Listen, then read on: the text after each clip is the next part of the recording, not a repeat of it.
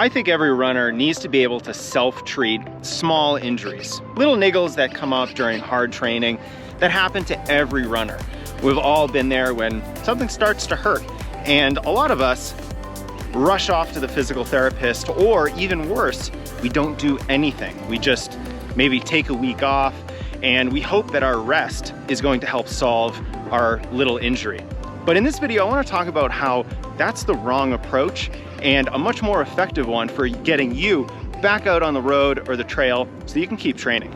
Let's first recognize that rest is not treatment. Any good physical therapist is going to tell you that.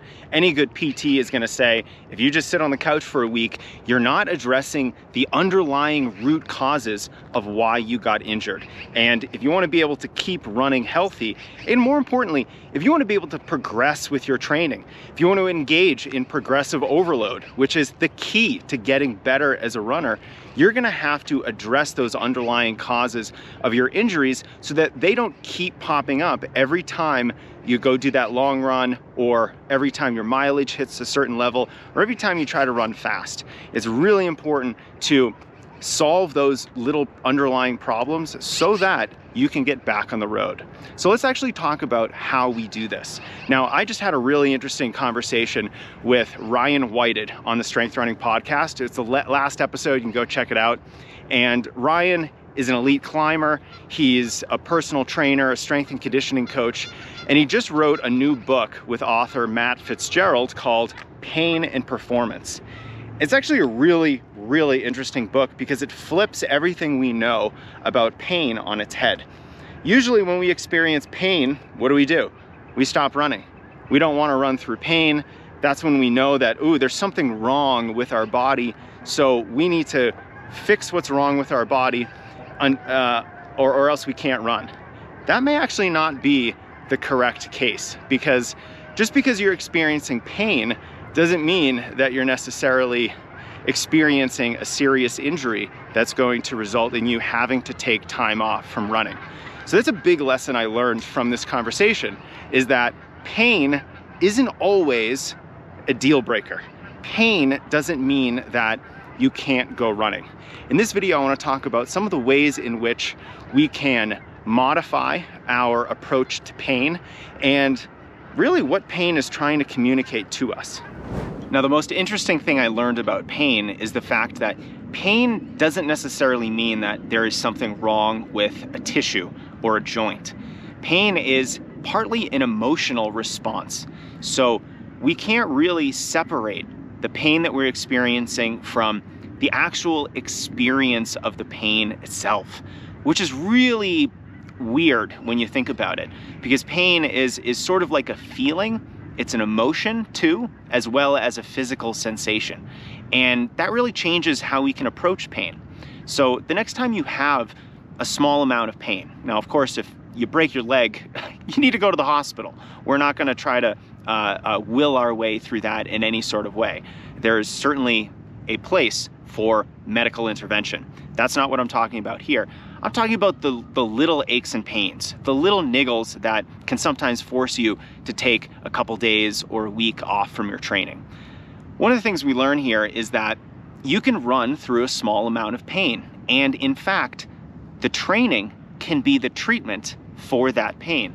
Now, it's not always running. We can do a lot of other types of exercise around the pain that we're experiencing, because after all, rest is not treatment. So if your knee hurts, maybe you can't do the speed workout that you planned, but maybe you can go for a short, easy run on a soft surface.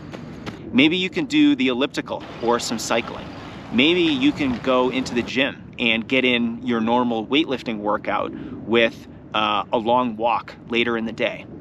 It's all these forms of exercise which are going to help you treat the injury that you're dealing with, or maybe not even, it doesn't have to be an injury. It could just be a small amount of pain that just came up for whatever reason. We don't necessarily have to diagnose every little pain and wrap an injury term around our pain. Sometimes it's not really an injury at all. It's just a small amount of pain. And if we exercise around it in ways that don't aggravate the problem, we're gonna be able to heal much faster and get back on the road.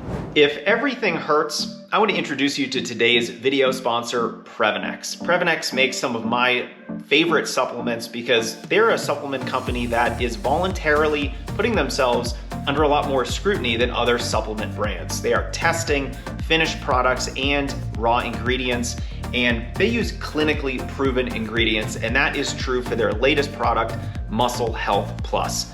I love this stuff mixed with some really cold water. It tastes delicious. And this is your anti-soreness supplement. This combines creatine monohydrate in the highest form, which means it's gonna be better absorbed by your body. And if you happen to have GI distress with creatine, you probably won't with Muscle Health Plus. And it also includes branched chain and essential amino acids and ingredients that are gonna help you better absorb all of these essential nutrients and aid protein synthesis. Because as we get older, especially 40 plus like me these days, you are not as good at synthesizing protein, so you need to take in more and hopefully use a supplement that's gonna help you synthesize all that protein. So if you're someone who's very sore after long runs or workouts, or you're over 40 and you wanna stave off that inevitable decline of muscle mass, I know I do, look into Muscle Health Plus by Previnex. There's a link under this video to learn more, and if you use code STRENGTHRUNNING, you're gonna save 15% off your first purchase. Thank you, Previnex, for partnering with us and offering some of my favorite supplements. Now, when I first started running, the approach to any kind of pain or injury was take a week off and then resume running cautiously to see how you feel. And now, that's not the approach I take at all. 20 years ago, that was the approach. Now we know that that's wrong. And what I like to do now is to train around the injury. So rule number one, rest is not treatment. Don't just take time off and assume your issue is going to go away. Principle number two is let's exercise around the pain. So that might mean cross training, some form of aerobic exercise like pool running or cycling or the elliptical. Those are probably my three favorite forms of cross training for runners because they're a little bit more specific to the sport itself. But we can also do a fair amount of lifting weights. We can do body weight strength exercises. We can even just go for a walk. Let's continue a good movement practice so that we're getting good blood flow to the area. We're working on our range of motion, improving our flexibility and mobility. We're essentially not getting detrained through this process.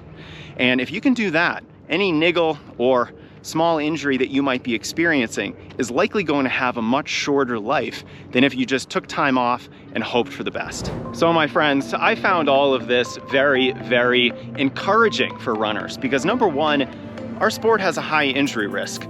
50, 60, 70% of runners are gonna get hurt every single year.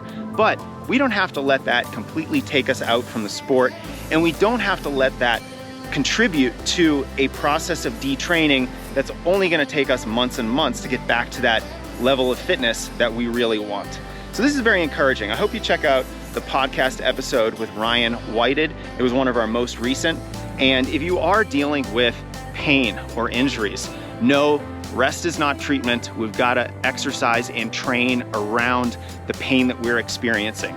There's a link under this video, but you can also just go to strengthrunning.com/prevention, and you're gonna get all of my injury resilience and durability tips. Like, what can you do when you have these kinds of little niggles, these kinds of pains? Because it doesn't always mean you have to stop running.